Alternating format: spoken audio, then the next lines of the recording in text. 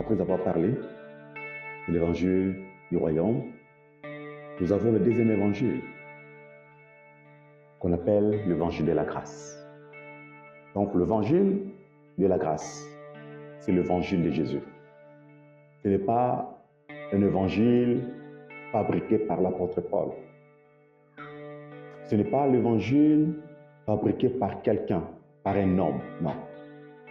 Donc quand nous prêchons la grâce, c'est vraiment le cœur de Dieu. C'est vraiment ce que Jésus-Christ veut. C'est vraiment la pensée éternelle de Dieu. Je ne sais pas si vous allez me croire ou pas.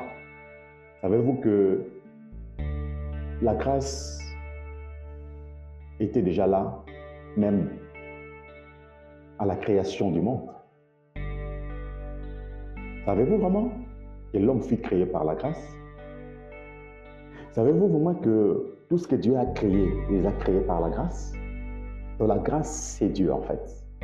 La grâce, c'est le cœur de Dieu, c'est la pensée même de Dieu. Alors, lorsque nous prêchons l'évangile de la grâce, je sais que beaucoup, aujourd'hui, nous attaquent. Bon, ce n'est pas étonnant parce que les pharisiens aussi étaient contre l'évangile de la grâce. Je ne sais pas si tu te places où, si tu es un pharisien, je ne sais pas, désolé, ou si tu es chrétien, je ne sais pas, tu es chrétien, je ne sais pas. Parce que tout celui qui, quand on prêche la grâce, il y a toujours des combats. Il y a toujours des arguments contre la grâce, contre le message de la grâce. Parlons un peu maintenant de la grâce. J'aime ça, quand j'aime parler de la grâce. Qu'est-ce que c'est la grâce? Vous savez, aujourd'hui nous assistons à des prédications de mélange. Un peu de la loi, un peu de la grâce. Nous attendons même des pasteurs prêcher dire, vous êtes sauvés par la grâce. Mais pour avoir l'assurance ou pour garder votre salut, l'homme doit fournir des efforts sans lesquels il perdra son salut. C'est ainsi qu'ils ont fait du salut une œuvre humaine et non celle de Dieu par sa grâce. L'évangile de mélange, un peu de grâce, un peu de la loi. Un peu de grâce, un peu de la loi. Oui, Dieu nous a bénis, mais il faut aussi que. Oui, Dieu nous a guéris, mais il faut aussi que. Oui, nous sommes sauvés, mais il faut aussi que. C'est ce que nous attendons souvent dans nos églises. Maintenant, nous allons comprendre que Jésus, l'apôtre Paul, n'a pas enseigné un tel mélange. Jésus, l'apôtre Paul, n'ont pas enseigné de tels mélanges. De tels messages amènent vraiment une confusion totale dans l'église du Seigneur. Un matin, le pasteur vous prêche la grâce. Un autre matin, le pasteur vous prêche la loi. On ne se retrouve pas en réalité. Il y a totalement une confusion. Il y a une confusion totale dans l'église du Seigneur. Jésus, dans Matthieu, chapitre 9, versets 16 à 17, qu'est-ce que Jésus-Christ dit? Personne ne met une pièce de drap neuf à un vieil habit, car elle emporterait une partie de l'habit, et la déchirer serait pire. On ne met pas non plus du vin nouveau dans le vieil outre. Autrement, les outres se rompent, le vin se répand et les outres sont perdus. Mais on met le vin nouveau dans les outres neuves, et le vin et les outres se conservent. Vous voyez ça?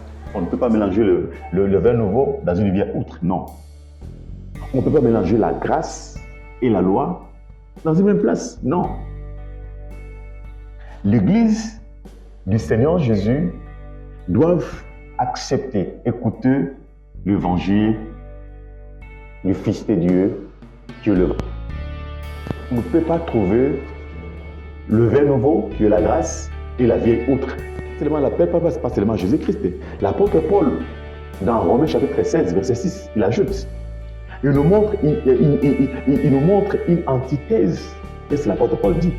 Il dit, si c'est par la grâce, ce n'est plus par les œuvres, sinon la grâce n'est plus la grâce. Et si par les œuvres, ce n'est plus la grâce, sinon les œuvres ne sont plus les œuvres. Vous voyez ça? Donc, même l'apôtre Paul n'est pas d'accord que dans l'Église, qu'on mélange la loi et la grâce. Vous voyez ça? C'est très important que les enfants de Dieu puissent savoir ça. C'est très important.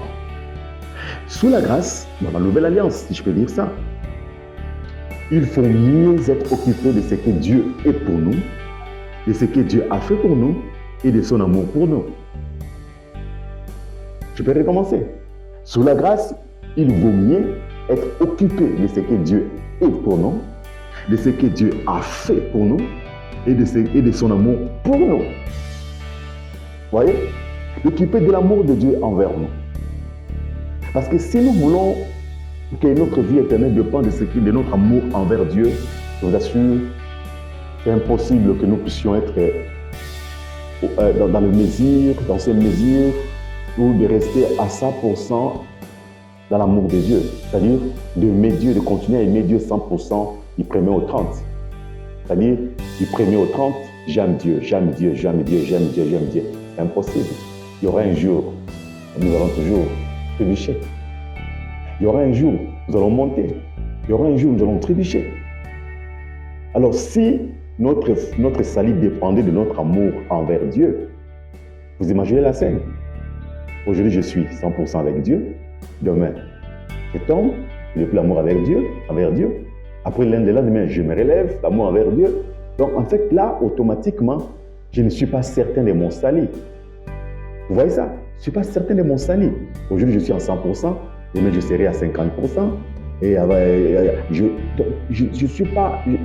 n'ai pas l'assurance en fait. Mais si je compte sur l'amour de Dieu envers moi, cet amour-là est 100%. Vous voyez ça? Alors, vaut mieux de compter sur l'amour de Dieu pour avoir la vie éternelle que de compter sur mon amour envers Dieu. Je ne sais pas si vous m'avez compris. Pour avoir la vie éternelle, moi, Prince, vaut mieux m'accrocher à l'amour de Dieu. Pour moi, qui restera toujours à 100% malgré moi, que de compter sur mon amour envers Dieu, qui après quelques jours, ça va trébucher. Je ne serai pas toujours à 100%. Et mon amour envers Dieu, il y aura des temps où je vais trébucher, je vais tomber. Il y aura des jours où je vais me relever, je vais tomber, je vais me relever. Mais pourquoi mettre ma foi sur ce qui n'est pas intact? Je vais mettre ma foi sur ce qui est intact, c'est-à-dire l'amour de Dieu pour moi. C'est pourquoi dans la grâce, nos yeux sont fixés à Dieu. Nos regards sont fixés en Dieu. Notre confiance, c'est en Dieu, non pas sur nous.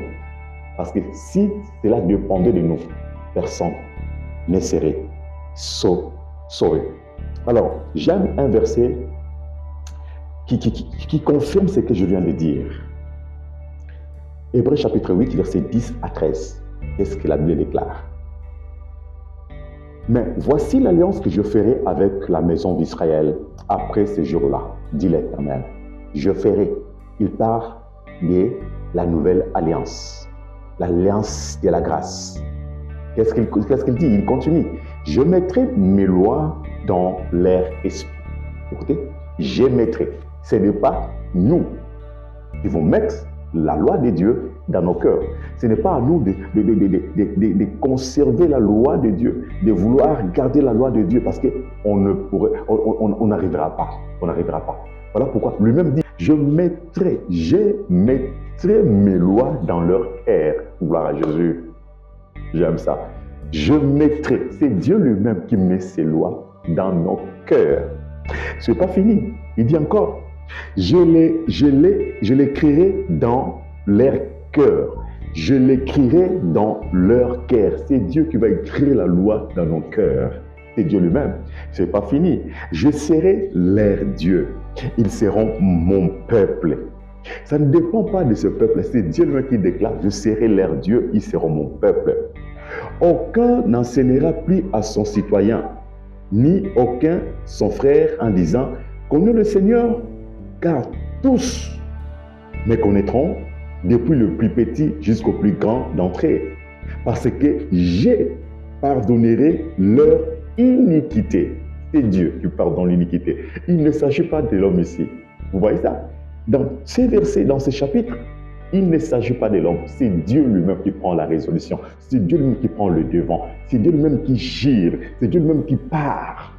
Je mettrai, qu'est-ce qu'il dit là? Parce que je pardonnerai leurs iniquités et je ne me souviendrai plus de leurs péchés. À la prochaine et Dieu vous bénisse.